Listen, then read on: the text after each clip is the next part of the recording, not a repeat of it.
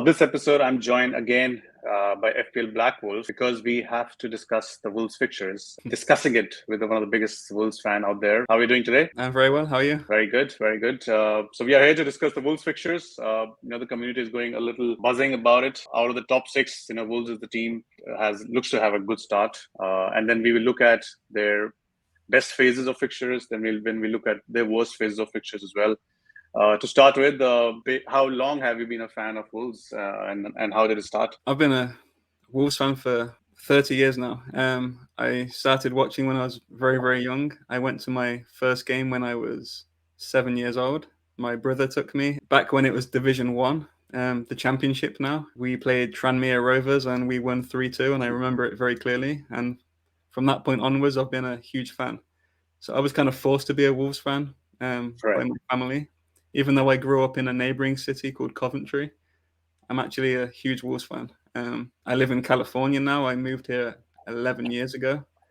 So the good thing about that, though, is that they televise every single game over here, even the 3 p.m. games in England. So I watch every single Wolves game without fail, which I couldn't do in England unless I actually went to the game itself.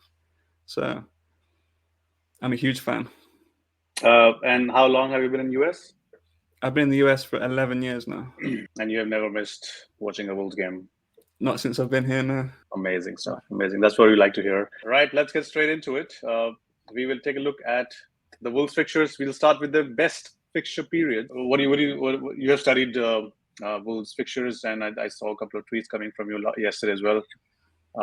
All yours. Yeah, so it's a very good start for Wolves. We have really good opening 6 fixtures, apart from the Tottenham game. Right. So I think I've already had lots of messages and tweets from people asking me for advice about Wolves players already. Unfortunately, it's very hard to predict Wolves right now.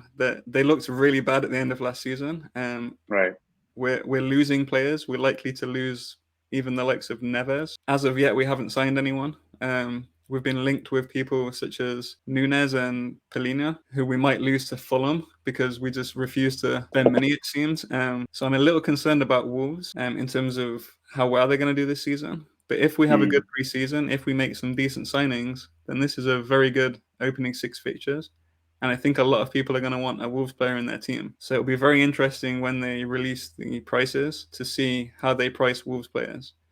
So as of today, as of now, if you were to pick one player, the main player, according to you, that this guy has to be in my team, who would it be?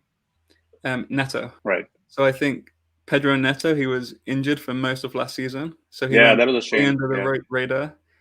He came back near the end, and it took him a while to get back to full fitness. But the last 3-4 games, he looked excellent. He was really, really good. So I think they're going to price him as a budget midfielder, probably in the 6.5 range. So I think he was 5.5. I can't remember. No, I think he was 6 last year too. Okay. I think he's going to be the same price this year as he was last year. I can't remember what it was, but they're certainly not going to raise his price. However, I see a lot of people looking at him as their 5th midfielder, who you can play against the likes of Leeds and Fulham, bench against Tottenham, bench against Newcastle, maybe play against Bournemouth, play against Southampton. So I think if I had to pick a Wolves player to start with, it'd probably be Pedro Neto, assuming they price him right and assuming he has a good preseason. People are also looking at defenders. However, I think the likes of Cody and Kilman are going to see a price rise. And Sarr, I think they're all going to get a 0.5 million price rise. So they're not going to be as enticing as they were last season. I also don't think Wolves' defense is going to return to how it was at the start of last season. I think we might struggle a little bit at first unless we sign someone. And then we have wing backs. So the wing backs are interesting because we lost Marçal. He went to, I think, a team in Brazil. I can't remember the name of them. So now we have Johnny, we have Semedo, and we have Aitnari, who are 3 wing backs fighting for 2 wing back positions. And it's not clear who the first choice is here to me. Because you have Aitnari, who's an out-and-out left back. You have Semedo, who's an out-and-out right back. Then you have Johnny, who's more than capable to play both positions. So I really see Lage rotating the 3 of them for these 2 positions. And I also see them having a price rise. Maybe Aitnari will stay as 4.5. Maybe they'll raise him to 5. I don't know. But I think a lot of people are seeing Marcel left and then just assuming that Aitner is now nailed. And I still don't think he's nailed. I really don't. If he was nailed and if he was 4.5, he would be my number one choice for Wolves 100%. To be honest, I thought the same about him last season as well. There were a lot of people who got injured at the back from Wolves last season. Yeah. He was not really in that list for too long. But was he dropped for his performances as well? No, that's the weird thing. That's another thing. Lage is very hard to predict in terms of who he's going to play and when. He just seemingly drops players for 2 games for no reason, and then he'll play another player for 2 games. He said he changes the personnel based on the opposition, but it's very hard to predict his strategy. I've struggled to do it whole of last season, so I'm not too sure. But he's a very, very good, very attacking wingback. Unfortunately, so is Johnny and so is Semedo. So it's really hard to predict. So I think if people do put in a wingback at Wolves, they just need to accept that there's going to be benchings. Yeah, and as you mentioned, the way they finished last season, I was just checking. I think there were only 2 points they got from the last 7 or 8 games, which came as a shocker. The shocking point that they got was at Stamford Bridge 2-2, which they could have even won. So if you look at the first 2 games, Leeds away, Fulham, they couldn't have asked for a better set of fixtures. 2 fixtures, couldn't have asked for a better start. I would worry getting a newly promoted team away first game, which we avoided, and I would worry if we played a top 4 team away or at home first game, and we avoided them too. So I think an established Premier League team, well, Leeds have only been there for 1 year, but I would say they're established at this point, is a good fixture to have as game week 1. So the second set of good fixtures are from game week 11 to 14, which not too much of a difference from, and this is the period where people would have used. Most of the people would have used a wild card anyways. So people can have a Wolves asset till 1 to 6. People who are using a wild card around the international break. And I think game week 16 is a time when there's a break for the World Cup. 11 to 14, Nottingham, Crystal Palace away. I'm not really sure if that's like a really, really easy fixture. And then, Leicester and then Brentford away. Not really the easiest set as compared to the first one, obviously. And it's also only 4 fixtures, so it's very short period of time there. Correct. And as we'll see next, it's directly after a really difficult period.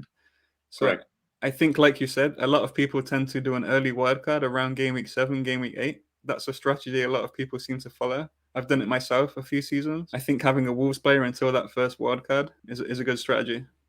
Right. If you're someone that holds onto your wildcard, I think you could still have a Wolves player in your team at the beginning and then just transfer them out around game week 7. Nothing much to talk about on 11 to 14. So let's look at that last set of fixtures, which starts from 23 to 35. Obviously, we have the bracket is huge because there are a couple of tough games in the middle. But the point here is to say that you can keep an asset or 2. The only tough fixtures I see here are obviously the Chelsea one and the Spurs one. Otherwise, if you see the rest, Wolves have shown in the past that they can beat these teams, if not just draw. So if you see Southampton away, Bournemouth, all the promoted teams are there. Yes, we have the tough ones at Newcastle away. And after obviously the Chelsea and this one, then I don't see anything. Maybe Brighton away, but these are again winnable fixtures. It's a huge stretch of 12 fixtures. I mean, the other thing is this is the very end of the season, so we'll have a true idea of how well these teams are actually doing compared to what we think now. But on paper, this is a very nice run of fixtures, and like I said earlier, if you do have a Wolves player, it's likely to be a budget player who you can quite comfortably bench against the likes of Tottenham and Chelsea in these fixtures. So assuming Wolves have a decent season, this is a nice run of fixtures to keep an asset for sure. Jimenez would be the same, 7.5. I don't see a reason why his price should go up. Oh, it definitely won't go up. No. Yeah. If anything, they should probably lower his price to make him more enticing for people because absolutely. He was just not on it last season. I mean, he had that awful injury. I refuse to bash Jimenez. He's been an amazing player for us. Absolutely. He had that terrible injury, but he has not been the same player. He really hasn't. And we have the likes of Fabio Silva, who's pushing to take his place. And I would like to see Silva be given a chance. He played for Portugal under 21s. He got like a hat trick. He's a very good player, very young, and I see him developing into a very good player. I think this season is Jimenez's last chance to have a good season because he's getting on in age now Absolutely. too. Yeah. The quick word on Huang as well. Obviously, the reason I'm bringing him up is because I had him for like 7 to 8 game weeks in the beginning of the season. Just got 2 returns, but he looks good for whenever he plays for South Korea. He's always on the scoring sheet along with Son. Or was he played too deep in the He's just second half of the so season? inconsistent. Like he'll have one game where he just looks amazing. He will run all over the place. He'll have great skill. He's so fast. He's so strong, and he's great at finishing. But then he'll just disappear for a whole game, and he's really inconsistent. And I blame a lot of that on the fact that we have no creative midfielders to feed him. All of our attackers struggled last season. I think if we sign someone who's a very good creative midfielder, someone like Huang could do very well. I mean, as you said, he plays very well for South Korea, but then he has someone like Son next to him, so that's certainly exactly. So it'll be interesting to see what kind of a transfer business Wolves do. Yeah, we have a lot of good play. Even the likes of Daniel Podence. Absolutely, he's very, very good. But then he gets injured so often, and he misses so many games through injuries. If he could stay fit and stay consistent, he could be an even great asset. Correct. So let's look at the worst fixtures. Though just a word on the best fixture again. 1 to 6 definitely a worthy shout of an asset or two. Absolutely. Obviously, depending on the preseason, the prices, and everything. Yep. I would ignore 11 to 14, and then definitely pick brackets of 4 or 5 games from the 23rd to 35th kind of the run that they have. Let's get on to the difficult ones. The worst fixture periods, right after 1 to 6, which is their easiest, comes 7 to 10. These are the 4 toughest you could ever get.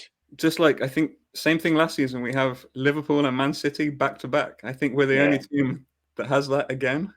Correct. I mean, it seems to happen to Wolves a lot. We just get a really tough group of fixtures. Like we said earlier, if you're an early wildcarder, this makes perfect sense to take Wolves players out of your team, transfer them out game week 7. Unless you have a very budget player who becomes viable, I would not have any Wolves players for this run. It makes no sense. Absolutely.